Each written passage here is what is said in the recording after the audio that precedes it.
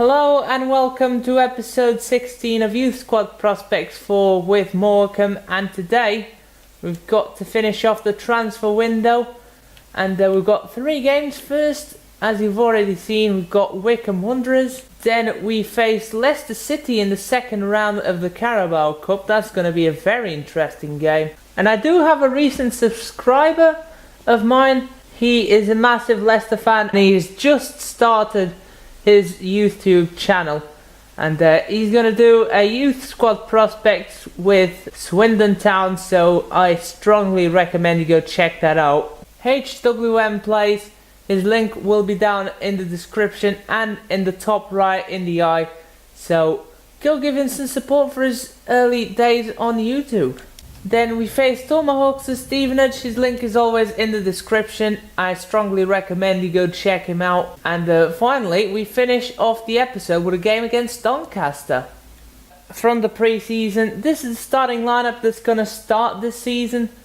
I'm not so sure it can change going forward, but for now, that's how it's going to go. And I also got 2 loan offers in between episodes. First, we boosted the centre-back Morgan Lewis. He went from 170k to 190k, that's 11% increase as it shows there. And I also got a second loan offer for Nicola Russo, and this guy got a massive boost.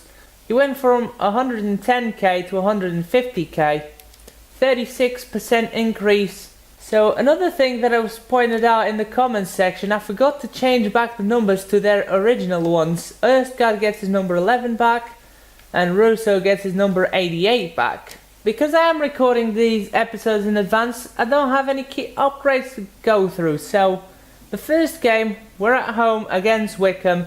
Let's keep up the blistering pace that we started the season off with. There's the starting lineup on screen. It is the first team side, like I showed you earlier. I'm going to evaluate the players, see how they perform. Gallo was really impressive with the long shots last episode. I'm giving him more freedom in the centre mid role. Mitrovic is going to do the defending, I trust him. The rest stays round about the same.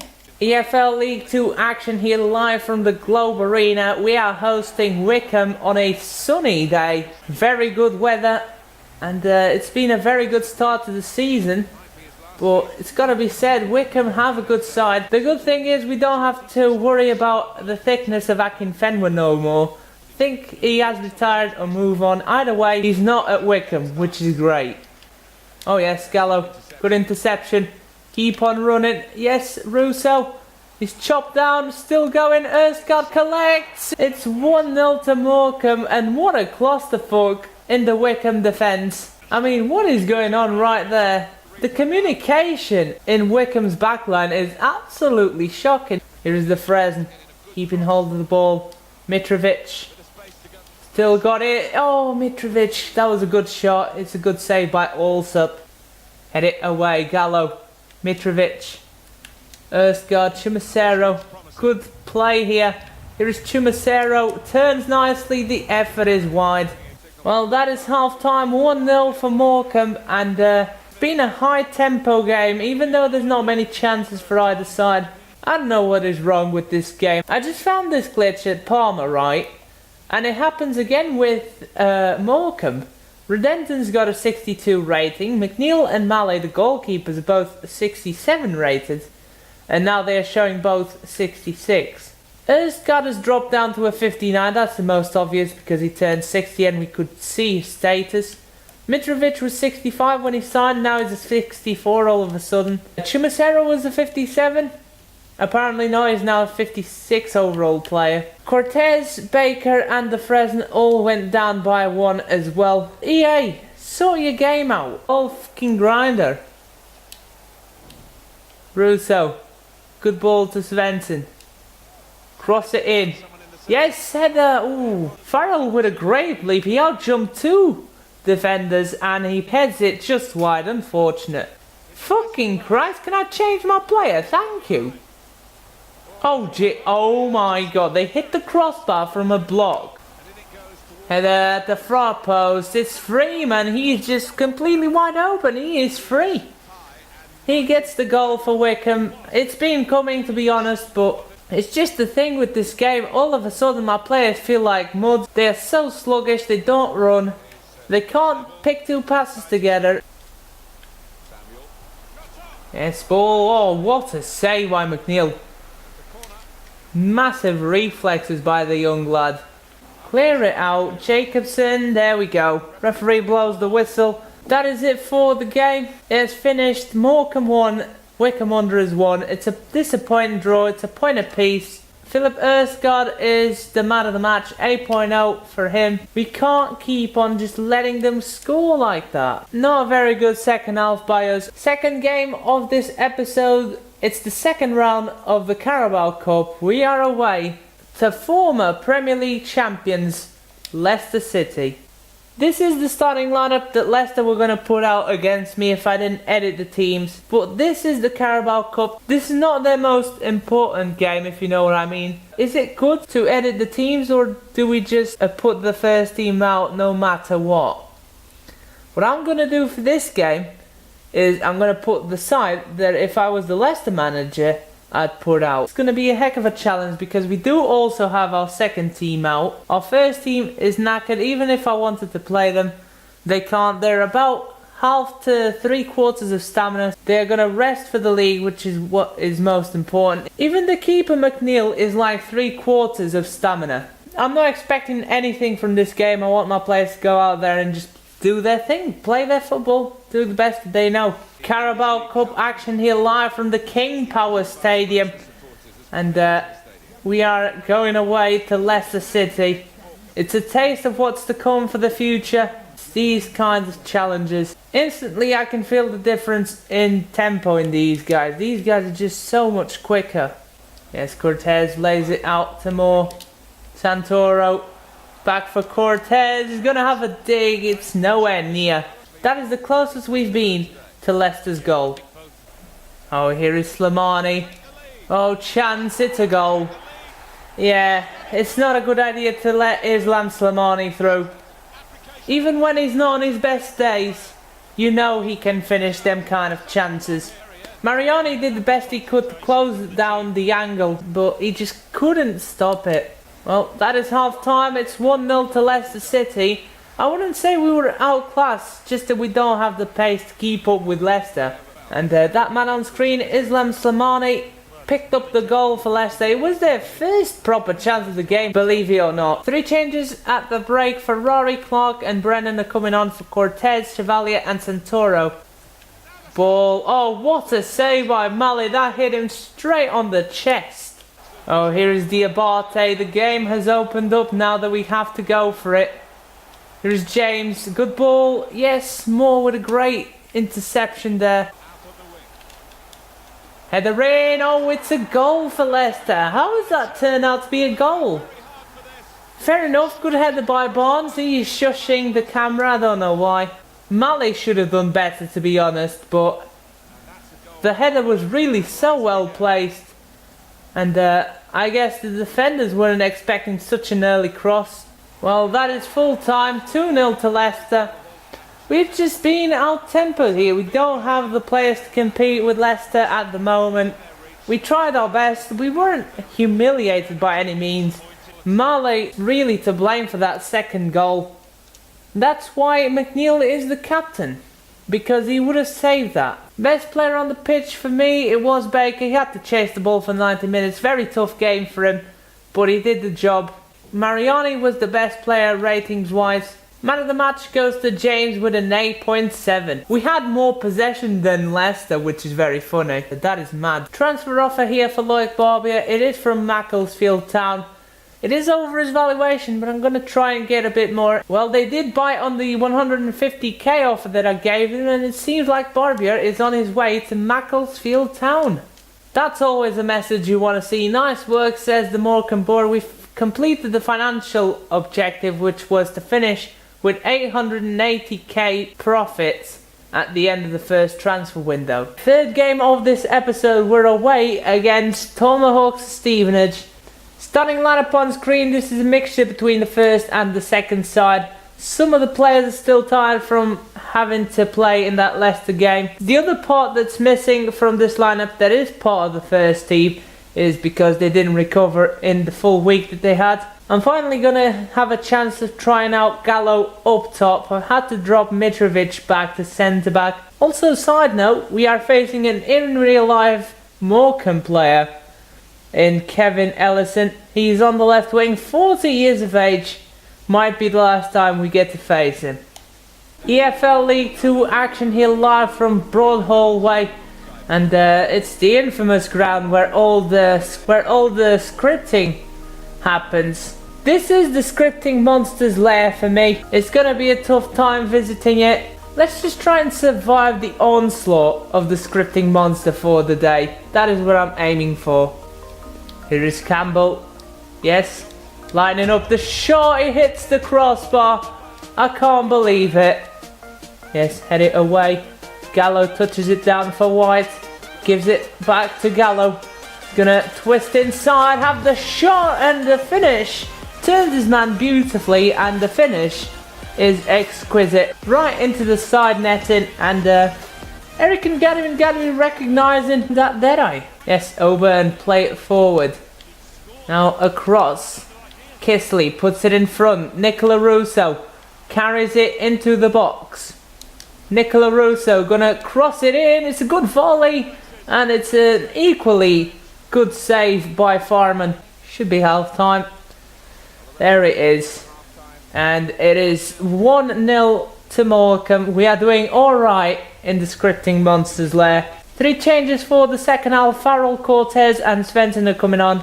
Erskard and Russo drop a bit backwards, leaving Gallo up top. Here we go. Let's see if this works as well. Gallo has been tremendous. Yes, Cortez, chip it over the top. Here is Erskard's going to take it first time. What a finish. Philip Erskard, take a bow. He picks out the top corner with ease. Delicious half volley. Could watch this over and over and not get tired of it. Just controls it beautifully, lets it bounce, waits to hit the timing really well on the half volley, F2 style. Keeper gets a touch onto it, couldn't stop it from going in. It should be full time, and it is. We have done really well against Stevenage. We face our fears head on. 11 shots, 6 on target. We had more possession, and Stevenage really only did have the 1 shot. Despite Gallo's and Erskard's tremendous performances, Reece White deserved his man of the match with a 9.4. Reece White in centre back. The guy is disgustingly good. Really good performance, and that's the reason why we've kept a clean sheet. Nobody could get past him. Josh Campbell and Cortez were also impressive, and Mitrovic and Lewis did everything that was asked of them correctly. We've got a loan offer for Jordan Morgan, and it is from Lech Poznan. We might as well accept it because I don't think he's going to play this season. Loic Barbier has agreed personal terms with Macclesfield, and we get 100k from that deal. And we also got a loan offer for Anthony Gibbs.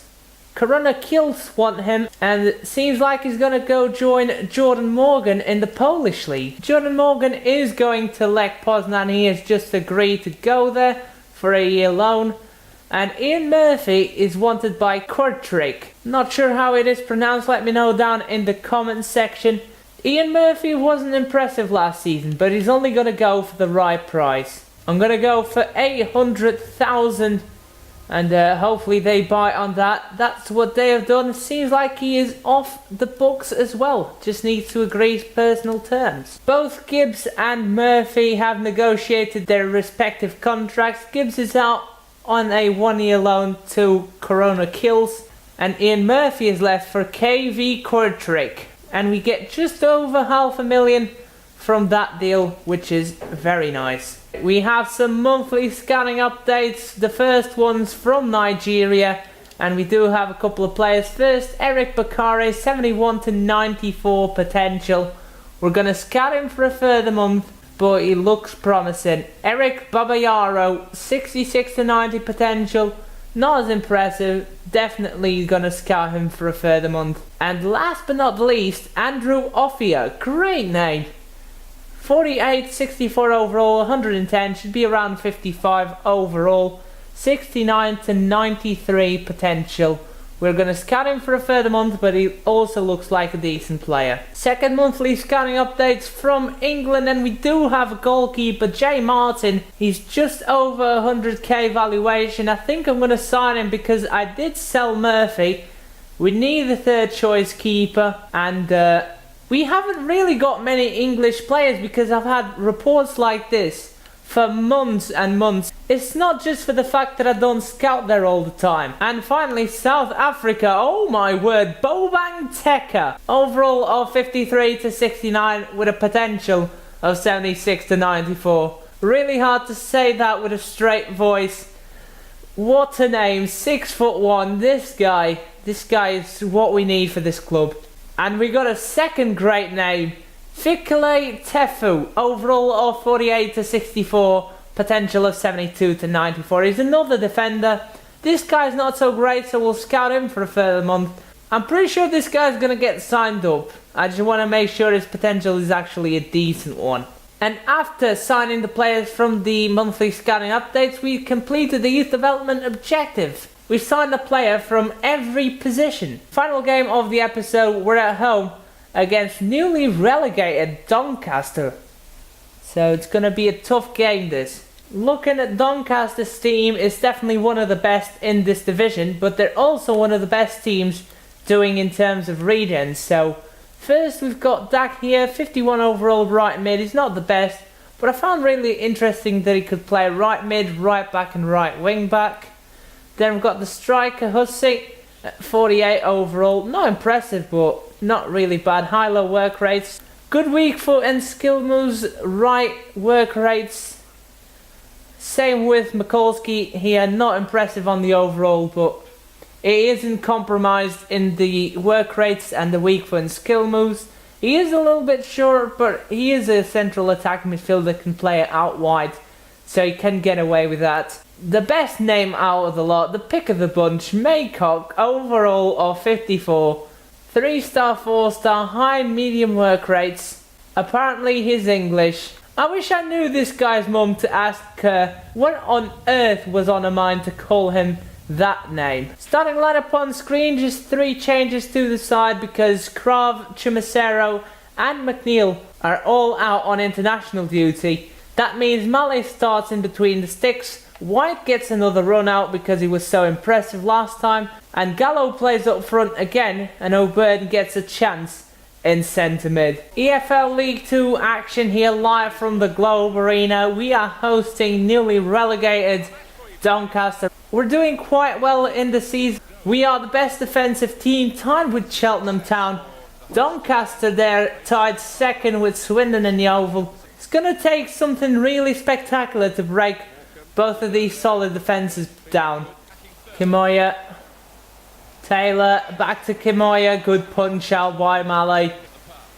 Yes, Russo, reverse ball, oh my goodness earth God. Talk about making a hash of his opportunity. Good ball, across, Lewis does well. Oh, bad pass, that guy's offside, surely. Apparently Kimoya wasn't offside, that's 1-0. To Doncaster, and Male did the best he could. He got a touch too. So Lewis is playing them on side, but the thing is, I don't know why he's trying to track down the run of the other guy, because if he gets forward instead of going back to cover the guy, he'd be playing not only his guy offside but Kimoya offside as well. I'm still blaming this goal on Redenton though, because he should never have done that pass. And that is the last action of the first half.